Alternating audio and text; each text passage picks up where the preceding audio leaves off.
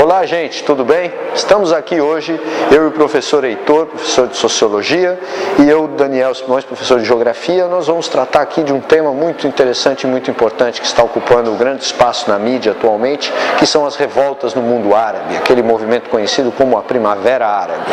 Então, nós vamos começar fazendo aqui uma retrospectiva dos movimentos e dos fatos que levaram a estas rebeliões, e depois nós vamos ouvir a opinião aqui do professor Heitor a respeito de algumas características fundamentais que estão por detrás desses levantes.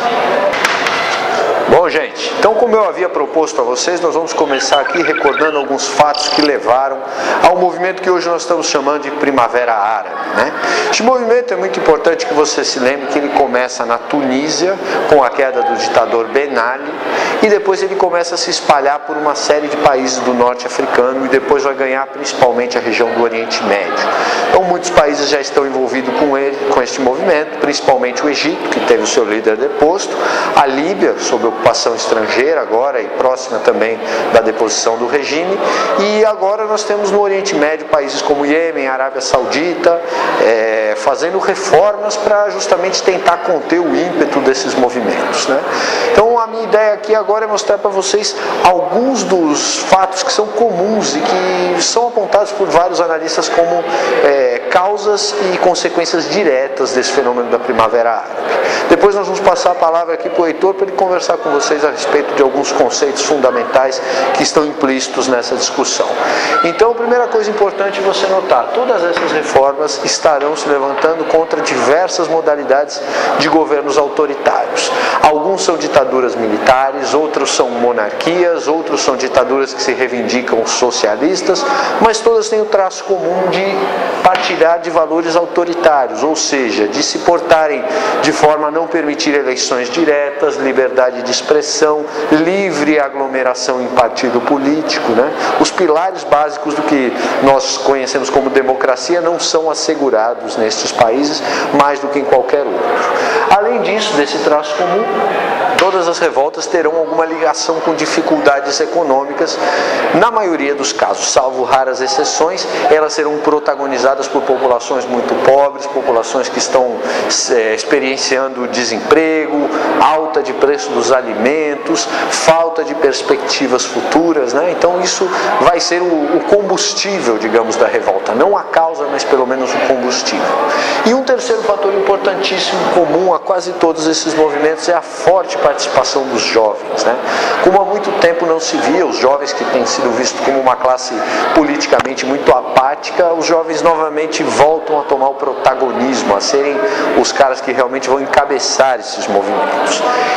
Muitas explicações caminham para o sentido de dizer que os jovens justamente são o grupo que tem menos perspectiva. Os desempregos, os índices de desemprego são muito mais altos entre a população jovem do que a média da população desses países. Então o povo jovem é considerado o povo que mais tem sido vitimado pelas crises econômicas e, consequentemente, nos seus momentos de protesto, o que tem sido mais vítima de repressão desses governos autoritários. Então daí a explicação para a intensidade da participação dos jovens. E finalmente nós devemos refletir sobre uma consequência ainda incerta de todas essas rebeliões. Já tivemos a queda de 3 presidentes neste jogo, e até agora o futuro dos países é muito incerto.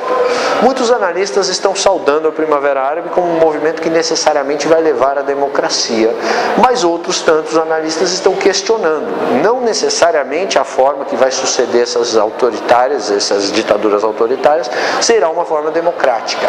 Há risco, inclusive, de que em alguns países as formas autoritárias se tornem diferentes, mas se mantenham. Por exemplo, você ter uma ditadura de fundamentalistas ou uma ditadura de nacionalistas, coisas desse tipo, né? Então o futuro é incerto, não podemos nos iludir e acreditar que necessariamente a Primavera Árabe vai conduzir à democracia. E agora nós vamos escutar então alguns comentários do professor Heitor a respeito desse tema tão importante da nossa atualidade. Pessoal, tendo em vista as explicações do professor Simões, então gostaria agora de definir com vocês os conceitos de Estado e governo.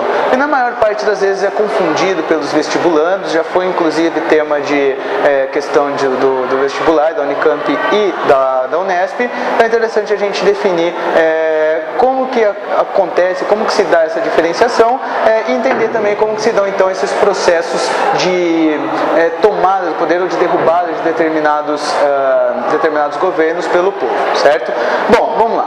O conceito de Estado é uma estrutura de poder. O Estado pode ser entendido como uma estrutura de poder que tem como finalidade regular a vida em sociedade, ou seja, impor determinadas regras, determinadas normas, determinadas maneiras de se viver para a sociedade, e, portanto, um poder institucionalizado.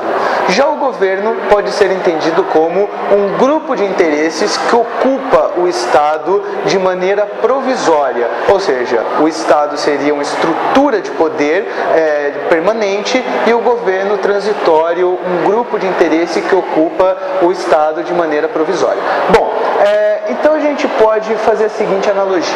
O Estado seria como uma casa, como uma estrutura fixa, onde a cada 4 anos uma família diferente vai ocupar essa casa. É claro que existem determinadas modificações, né, nessa estrutura, que a gente chama de reformas, mas a estrutura do poder continua basicamente a mesma, certo?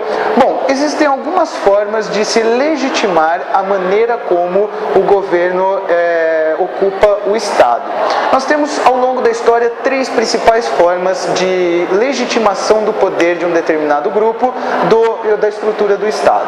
A primeira delas seria a partir da religião, quando nós temos o chamado Estado teocrático, né? Quando o governante ou o grupo que está no poder tem a legitimidade da religião, ou é visto como um Deus, ou próximo de Deus, pelo menos mais próximo do que os súditos, né? Associando então o poder político ao poder religioso. Como exemplos, podemos citar o governo egípcio, né, do faraó, ou então um governo persa. Por outro lado, nós também temos os governos tiranos, que são associados à repressão de toda e qualquer oposição. Então, na verdade, quando nós falamos de governos tiranos, são aqueles governos que não admitem opiniões opostas ou opiniões contrárias àquela que é estabelecida pelo governo. E por último, nós podemos também identificar um regime legitimado pela representatividade, que é mais próximo do que a gente conhece hoje como democracia. Bom, em primeiro lugar, a democracia ela não representa o todo da sociedade, mas alguns até identificam esse tipo de governo, esse regime de governo, como a ditadura da maioria, pois a maior parte da população, ou a parcela majoritária, indica um representante, ou escolhe um representante para exercer o governo em seu poder.